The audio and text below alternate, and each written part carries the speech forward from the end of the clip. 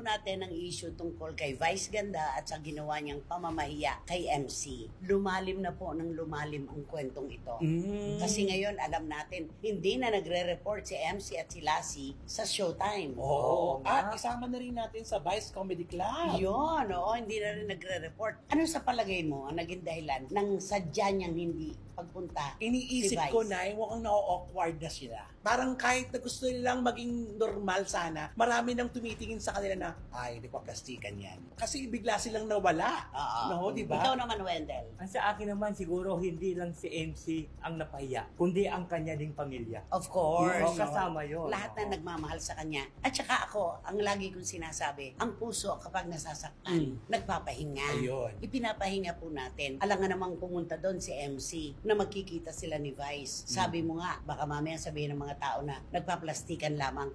Pero deep inside, si MC syempre, masama pa rin ang loob dahil hindi po biro yung ginawang pagpapahiya sa kanya ni Vice Ganda sa publiko. Yun lamang yun. Correct na. Yung video yun, napahiya ka na. Tapos nung pag pinag-usapan pa ng lahat, parang na-realize mo tuloy na, totoong pahiya. Alam mo kung ano yung niintindi ko kay MC? Di ba may kapatid siyang doktor? Yes. Kumusta kaya ang kanyang mental health? Hindi kaya nag-usap na sila nung kapatid ng doktor na parang ano ba? Ginabayan. Oo, parang ano na nangyayari sa inyo. Samantalang kakilala nila, ikaw kapatid ka namin, bakit hinahayaan ka namin ginaganito ka ng ibang tao? Di ba may Pero alam mo, meron ako napansin sa lahat ng issue na kinasangkutan ni Vice Ganda, napansin ko talaga, dati po pagka ganito na kami ang naglalatag ng kwento, ay sus kulang na lang po ibaon kami sa lupa, 6 feet under the ground. Ngayon po naramdaman namin, walang nanggugulo sa atin. Walang nang bibimbang. Lalo sa akin, dahil ako yung talaga lantad ang aking opinion. Ikaw talaga ang Wala talaga, hindi katulad ng dati na talagang halos hindi ka patatahimikin. Na hindi ka naman nababasa dahil talaga naman ako nababasa talaga ng mga bashing. Pero talaga, Nay, mukhang siguro maraming na-disappoint. At saka marami siguro ang naniwala sa kung ano ang tama at kung alin ang mali. Yes. Namulat na.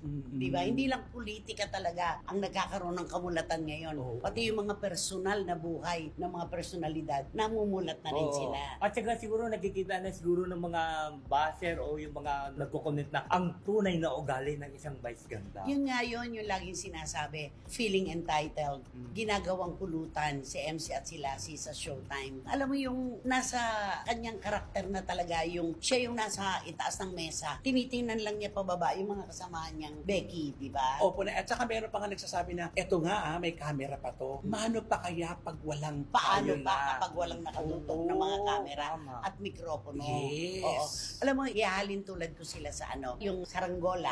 Gaano ka taas? Katayog, ang saranggola. At gaano rin kababa. Ang saranggola po, mga kapatid, ay nakalilipad lamang ayon sa pagbibigay ng tansi ng may hawak sa kanya. Kung hahabaan ng tansi, malawak ang lipad, malayo ang mararating. Pero pag talagang konti lang, maliit lamang ang tali na ibinibigay sa kanya, mababa lang ang lipad ng saranggola.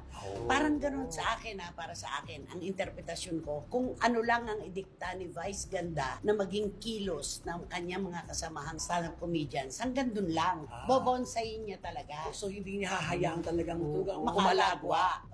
Ganun yun. So ibig sabihin nakakahol lang pala yung mga kasamahan niya. Kung ano ang dikta ni Vice Ganda, kung ano ang gusto niyang mangyari, wala namang makalalaban talaga. Ngayon nga lang nagkaroon ng ganitong issue na talagang publiko ang nagtanggol kay MC. Correct. Diba? At kung iisipin natin, di ba, kung hindi talaga na-hurt si MC, bakit siya nawalan bigla sa Showtime at sa Vice Comedy Club? Kasi di ba iisipin natin, hindi kumontra, hindi niya kakayanin na humiwalay kay Vice Ganda dahil paano na ang future niya. Hindi po, paminsan-minsan po, may mga pagkakataon na hindi na po natin bibigyan ng masyadong pagpapahalaga yung pangarap natin sa kinabukasan kung ang sarili naman nating pagkatao na ang minemenos. Niyuyurakan. Kapagay. At saka, malamang siguro, ito na yung puntong napuno na. Kahit sino, kahit na ano, may hangganan talaga.